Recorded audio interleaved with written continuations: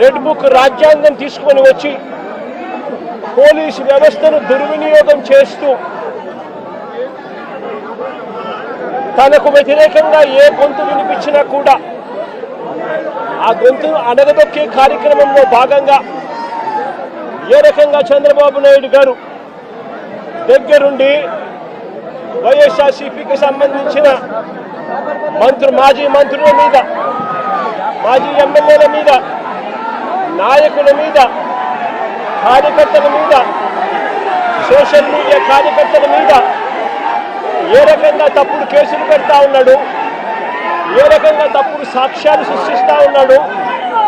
ఏ రకంగా వాళ్ళని జైళ్ళల్లో పెడతా ఉన్నారు, ఏ రకంగా చట్టాన్ని చేతిలోకి తీసుకోవడం